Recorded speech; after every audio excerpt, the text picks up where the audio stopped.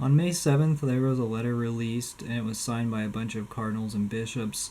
The letter is an appeal for the governments to reverse course on their overly oppressive restrictions in reaction to the coronavirus. It says that they oppose a one-world government, they oppose the use of fetal tissue in vaccines, and they oppose restrictions imposed by governments against churches and the freedom to worship. This letter was signed by Vigano, Cardinal Zen, Cardinal Mueller, Cardinal Janis Pujats of Latvia, Bishop Strickland, Bishop Athanasius Schneider, several bishops from Kazakhstan, and several other bishops, as well as journalists, doctors, lawyers. And one notable name here was Cardinal Sarah. Initially, he signed it, but then he backed out. When the letter was released, his name was on it, and so he actually went to Twitter and posted about how he asked to have his name removed from the letter. Archbishop Vigano was apparently unhappy with this, and he had documented all of his conversations and interactions with Cardinal Sarah over the past day to the minute.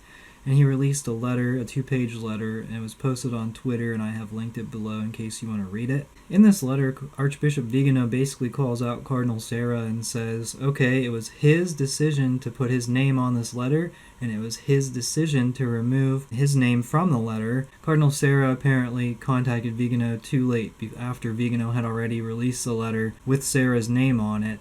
Cardinal Sarah sent a text message to Vigano saying, "Dearest Excellency, as I am still working in the Roman Curia, some friends of mine advised me not to sign your proposed appeal. Perhaps it would be better to remove my name this time." It's interesting that Vigano chose to be so critical of Sarah by releasing this letter and by documenting every interaction with Sarah to the minute. I would like to think that Vigano could have contacted Cardinal Sarah and worked it out with him personally before he went public with this information. Why would he be concerned about putting his name on a letter that says, we reject a one-world government, and saying that they reject any government's attempts to shut down churches or masses or any of the sacraments? And I think what it's coming down to is an article that I found today. It was shared by Rorati Chaley. And this article talks about how Cardinal Sarah is just a month away from turning 75 years old, which would put him at the mandatory retirement age for the Roman Curia as the prefect of the Congregation for Divine Worship. And it says that his replacement could possibly be Archbishop Vittorio Francesco Viola.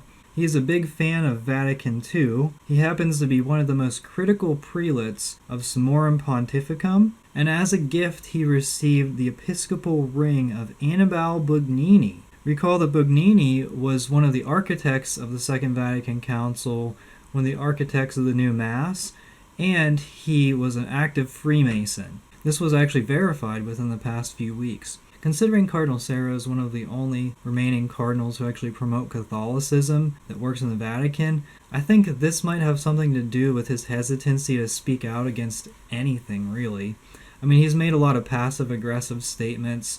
He's tried to be kind of sneaky with what he decides to say in public. But I just wonder if he thinks he still has a chance at becoming Pope.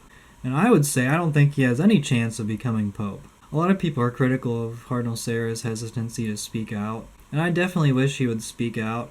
And looking at these recent events, taking them into consideration, it actually leads me to more questions than answers. I think Cardinal Sarah is going to be forced out pretty quickly. I think he might have been hoping to keep his position in the Vatican for a while, but that's probably not going to happen. I mean, we saw Archbishop Chaput be ushered out very quickly. And meanwhile, other people that are over the age of 80 years old are receiving positions. Cardinal Giovanni Battista Re, he's over the age of 80.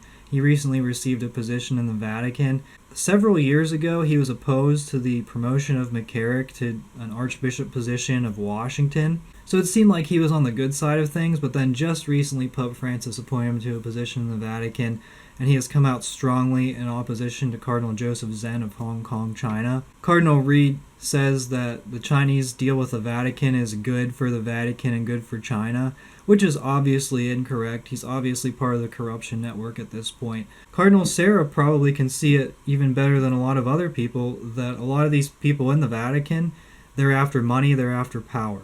And money and power can influence people to change their mind on a lot of things, even important theological issues. And we'll see what happens in the next month with Cardinal Sarah turning 75 and possibly being forced into retirement. I certainly hope whenever he does lose his position, I think it will be pretty soon, that he will decide to speak out in favor of Catholicism and against this horrible misrepresentation of Catholicism that we're seeing consistently in the Vatican. Of course, I don't know all the facts in this situation. If any of you have any comments, I'd like to know your opinions. Please comment down below and let me know what you think.